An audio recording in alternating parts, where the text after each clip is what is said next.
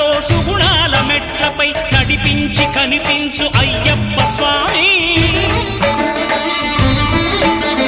మకర సంక్రాంతి సజ్జోతివై అరుదెంచి మహిమలను చూపించు మణికంఠ స్వామి